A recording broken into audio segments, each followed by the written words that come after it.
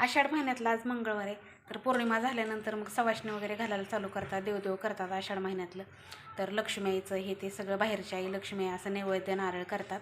आता आम्हाला तर वर्षभर बाहेरच्या देवाला नैवेद्य नाही करायचा, पण म्हणजे आपण बाहेर जाऊ शकतो सवाष्णी जेवायला. तर मी आता सवाष्णी जेवायला चालली, कुंकू आले आणि पाहुण्यांकडेच आहे आपल्या. चला तर श्री स्वामी समर्थ.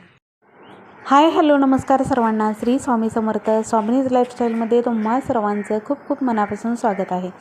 सकाळी सकाळी सुंदर असं बागेतलं छान वातावरण पाहून आहे ना, असं वाटतं की घरात जाऊच नाही, इथंच थांबावं. इतकी छान ही मस्त उमललेली फुलं पाहून खूप भारी वाटतं आणि मन इतकं छान आनंदी होतं ना, आणि खूप प्रसन्न पण वाटतं. सकाळी बागेमध्ये येऊन इतक्या सुंदर अशा उमललेल्या फुलांना पाहून इतका दिवस ऊर्जेवान जातो ना, खूप सुंदर असा सकारात्मक दिवस जातो.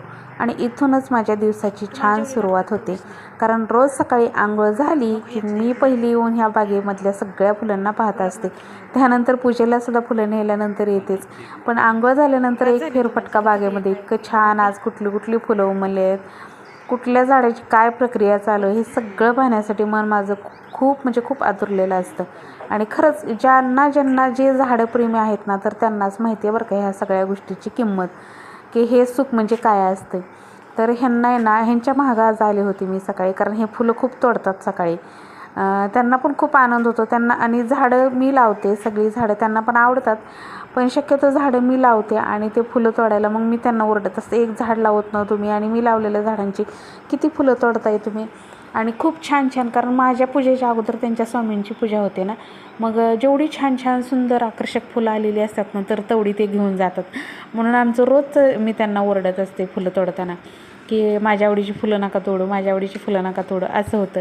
आणि रोज ते तसं करतातच. मग असो आज मी त्यांच्या मागंच आले होते. फुलांना काही तुटवडा नाही बरं का. विकतसुद्धा ज्यावेळेस ती फुलं आणायची ना, तर त्यावेळेससुद्धा असेच भरगतचं स्वामींना फुलं व्हायचे. आणि आता स्वतःच्या घरच्या आहेत म्हणल्यानंतर तर वाहणारच की, त्याच्या ज्याला त्याला आवड असते. तर सकाळी सकाळी अगोदर त्यांची पूजा होते. तर चला तर मग ताईंनो, आता मस्त अशी व्हिडिओला सुरुवात केलेली आहे. सगळ्यांनी व्हिडिओ शेवटपर्यंत बघायचा आहे.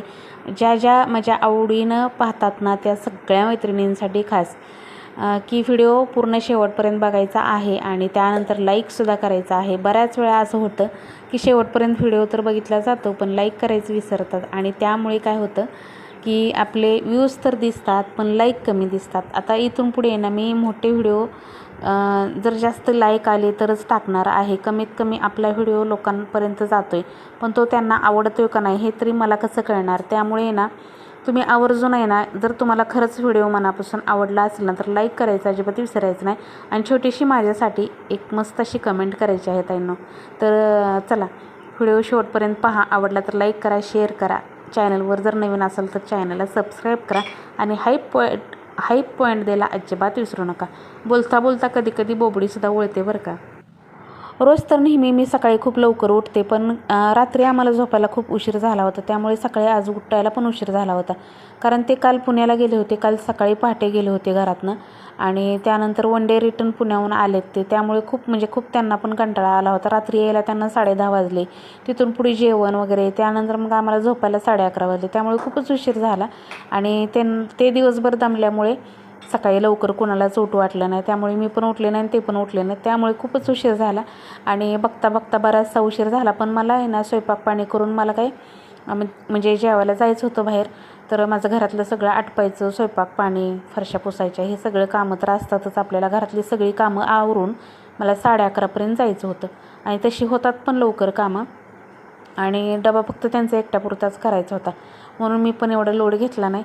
4 चपात्या त्यांना करून दिल्या आणि मग 2 भाज्या केल्या. मटकीची भाजी आणि दुसरी भाजी आहे ना, कच्च्या डाळीची आमटी. म्हणजे त्यांना कच्ची डाळ खूप आवडते. ती फोडणी द्यायची, फक्त कांदा टाकायचा आणि तुरीची डाळ टाकायची, कांद्याची फोडणी. आणि म्हणजे साधी सिंपल भाजी असते ती, पण खूप चांगली लागते. पण तरी पण घरातल्या ह्या सगळ्या कामांना वेळ जातो. सकाळी देवपूजा हे ते सगळं करेपर्यंत खूप उशीर होतो. आणि माझा एक रूल असा असतो की देवपूजा फरशा पुसायच्या अगोदर, म्हणजे देवपूजा कधी तरच करते मी. शक्यतो मला रोज सकाळी देवपूजेच्या अगोदर फरशी पुसलेली खूप आवडते. पण ज्या दिवशी मला टाईम असेल ना, तर त्या दिवशी मी आवर्जून काय करते, देवपूजा करायच्या अगोदर मी फरशा पुसून घेते आणि त्यानंतर मग देवपूजा करत असते. तर असं काहीसं माझे काय काय गोष्टीचे नियम असतात ना, तर इकडे बघू शकता छान अशी स्वामींची मस्त पूजा वगैरे झाली. म्हणजे ह्यांनीच पूजा केली, मी काही केली नव्हती. माझी देवघरातल्या देवांची मला पूजा करायची होती.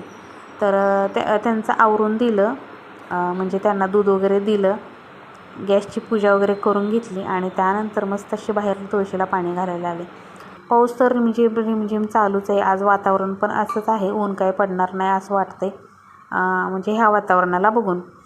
तर मस्त अशी सकाळी सकाळी सुंदर अशा वातावरणामध्ये तुळशीची पूजा केली आणि त्या अगरबत्ती लावली ना तुळशीला, तर खरं तर आता दिवा तिथं राहत नाही, पण अगरबत्ती लावली ना तरीसुद्धा सगळीकडे असा त्याचा सुगंध पसरतो आणि खूप छान वाटतं. आता आमच्याकडे आहे ना हल्ली बघा, तुम्हाला सांगते, जसा पावसाळा चालू झाला आहे तसे नवीन नवीन प्राणी आहेत ना आमच्याकडे यायला लागलेले आहेत. आता पाठीमागं बघू शकताय तुम्ही, आता इथं गाढव आले. गायी तर असतात, गायी म्हशी आमच्याकडं रोज चरायला असतात, पण हे मात्र नवीनच आलेलं आहे. आता म्हणजे हे पाऊस झाला तसं यायला लागले. खालची तुळशी पुढची रांगोळी तर मी मिनी ब्लॉगमध्ये शेअर केली होती. झटपट अशी पटकन रांगोळी काढली होती तिथं. आणि वरती मात्र खूप सुंदर अशी रेखीव रांगोळी. आता वारं कमी झालं ना की रांगोळी चांगली येते आणि मग काढायला पण मूड येतो. त्यामुळे बऱ्याचशा ताईंना माझी रांगोळी पाहायला आवडते. तर त्यामुळे ना अशा मस्त मस्त डिझाईन छोट्या छोट्या काढत असते मी अधूनमधून. ज्या दिवशी मात्र वारा असेल ना तर रांगोळी तर काढते रोज, पण वारा असेल तर त्या दिवशी मग मला व्हिडिओ काढायला मूड येत नाही, कारण ती रांगोळी रेखीव येतच नाही. मग असं वाटतं की रांगोळीच काढता येत नाही असं वाटतं, मग ते मला आवडतच नाही, त्यामुळे मी शेअर करत नसते. पण ज्या दिवशी मात्र आहे ना वारं नसेल, खूप छान रेखीव अशी रांगोळी येते ना, मग ती शेअर करायला पण काय वाटत नाही. बघू शकताय खूप सुंदर अशी अगदी सोपीशी डिझाईन काढली. उंबऱ्यावरती स्वास्तिक आणि खालीसुद्धा स्वास्तिकमधली डिझाईन काढली. इकडे छान अशी तुळशीची पूजा, सडा, रांगोळी सगळं झाल्यानंतर अगदी मन प्रसन्न होऊन जातं. त्याचबरोबर लगेच पूजा पण करून घेतली. बागेतली फुलं तोडून त्यांनी आणली होती ना, तर ती वाहिली देवांना, कारण आज सगळीच फुलं त्यांनी तोडून आणली होती. तर मस्त अशी कधी कधी असं होतं ते एक्स्ट्रा फुलं आणून तोडून ठेवतात, मग मला जर पूजेला उशीर झाला तर ती फुलं थोडीशी अशी फ्रेश राहत नाहीत तेवढी, म्हणून मला माझं असं असतं की एवढी फुलं तोडू नका माझी, मी तोडत जाईन. तर छान देवपूजा वगैरे. आता पांढरी फुलं तर इतकी म्हणजे खूप सारा बहर आल्या पांढऱ्या फुलांना, भरपूर अशी पांढरी फुलं पण येतात. तर मस्त अशी देवपूजा झाल्यानंतर तुम्हाला जवळनं देवघर दाखवते. किती प्रसन्न वाटते बघा देवघरामध्ये. अशी वरती पण आता ठेवून देत असते फुलं. खूप छान ही पांढरी फुलं आहे ना, अक्षरशः तोडायचा कंटाळा येतो इतकी फुलं येतात आता. आणखीन गेल्या वर्षीपेक्षा मोठं झाड झालं. गेल्या वर्षी मला खूप आनंद झाला होता आता माझ्या ह्या झाडाला फुलं लागायला लागली म्हणून. बाकीची कुठली जरी फुलं नसली, ही एवढी जरी फुलं असली ना देवपूजाला, तरीसुद्धा भारी दिसते पूजा. परवाच्या दिवशी मी फक्त आणि फक्त त्याच फुलांनी देवपूजा केली होती, तर तुम्ही बघितलं ना किती मंदिर सुंदर दिसत होतं.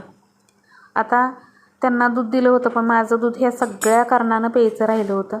परत मी थोडंसं त्याच्यामध्ये दूध टाकलं, ती पावडर टाकली, साखर टाकली, म्हणजे पावडर अगोदर त्यांनी टाकून ठेवली होती, साखर वगैरे टाकली आणि ते दूध मी थोडंसं थंड व्हायला ठेवलं. तोपर्यंत म्हटलं मटकीला फोडणी देऊन घेऊया. आता मटकीसाठी मी कांदा चिरते, कांदा, कोथिंबीर, हिरवी मिरची, साधी अशी मटकीची उसळ करायची, त्यांना नाश्त्याला होते आणि थोडीफार राहिली शिल्लक तर डब्याला, मग एक्स्ट्रा म्हणजे जास्तच होती, त्यामुळे त्यांचा नाश्ता पण झाला आणि डब्याला पण त्यांना दिली.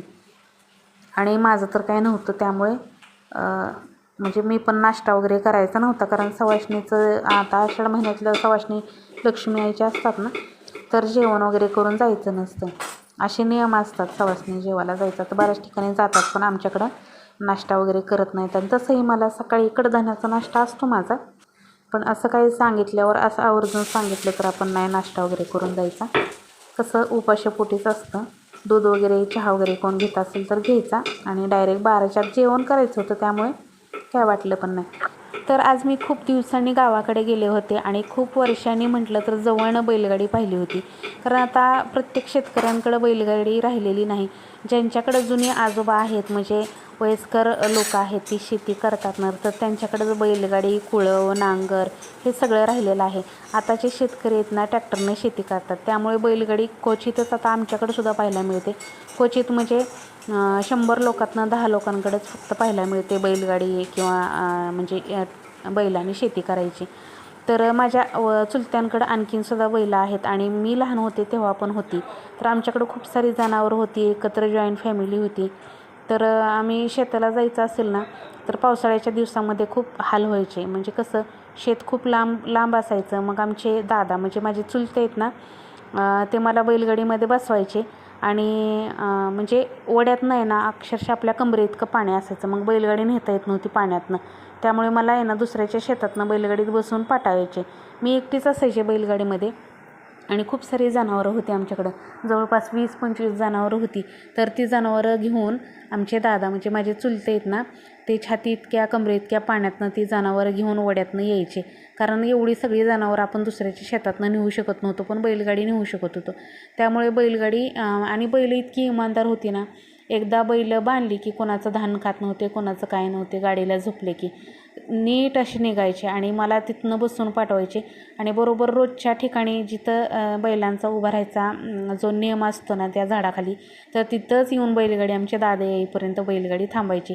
इतकं भारी वाटायचं ना ते दिवस. खरंच आज आठवले मला की एकटी मी बैलगाडीमध्ये असायची. खरंच खूप म्हणजे माझ्या लहानपणी जवळपास मी वयाची 12-13 वर्षाची होते ना, त्यावेळेस मी बैलगाडी चालवायची. हे सगळं यायचं मला, शेतातली कामं बिमं म्हणजे जेमतेम थोडीफार कामं बिमं, आणि बैलगाडी चालवायला यायची. तर त्यानंतर बैलगाडीत मी कधी बसले होते लॉकडाऊनच्या काळामध्ये, परत त्याच वेळेस दादांच्याच बैलगाडीमध्ये बसले होते. कुठल्याच फोर व्हीलरमध्ये बसायला इतकी मजा येत नाही, इतकी बैलगाडीमध्ये बसायला मजा येते. आणि खरंच मला आज ती बैलगाडी जवळनं पाहून आहे ना, म्हणजे तिथं गेल्यानंतर मी ती जवळ बैलगाडी दिसली आणि तिथं मस्त असा व्हिडिओ काढला. शॉर्ट व्हिडिओमध्ये तुम्हाला दाखवली मी बैलगाडी. आणि त्यानंतर ती आजोबा तिथं बैलगाडी लावली आणि त्यांनी मस्त असा कुळव धरला होता, म्हणजे शेतामध्ये नांगरायचं म्हणजे ते कुळवायचं काम चालू होतं. चला तर तुम्हाला दाखवते पुढे. आषाढ महिन्यातला आज मंगळवार आहे, तर पौर्णिमा झाल्यानंतर मग सवाष्णी वगैरे घालायला चालू करतात, देवदेव करतात आषाढ महिन्यातलं. तर लक्ष्मीचं हे ते सगळं बाहेरच्या आई लक्ष्मी असं नैवेद्य नारळ करतात. आता आम्हाला तर वर्षभर बाहेरच्या देवाला नैवेद्य नाही करायचा, पण म्हणजे आपण बाहेर जाऊ शकतो सवाष्णी जेवायला. तर मी आता सवाष्णी जेवायला चालली, कुंकू आले आणि पाहुण्यांकडेच आहे आपल्या. चला तर श्री स्वामी समर्थ. घरातली सगळी कामं वगैरे आवरली आणि त्यानंतर मग मी जायला निघाले होते तिकडे. तर इथून किती 3-3.5-4 किलोमीटर येईल, 10 मिनटात तर जाता येईल. तर चला तर आता मी तिथं गेल्यानंतर तुम्हाला दाखवते. शेतामध्ये मस्त असे ते आजोबा नांगरत होते, खूप छान वाटलं. आणि मला सगळे विचारायला लागले व्हिडिओ का काढत होती म्हणून. तर म्हटलं असं बैलगाडी आणि हे सगळं आता पाहायला मिळत नाही ना, म्हणून मी आवर्जून तिथं व्हिडिओ काढला. खूप छान वाटलं. बघू शकताय शेतामध्ये मस्त अशी बैलाने शेती नांगरायचं काम चालू होतं.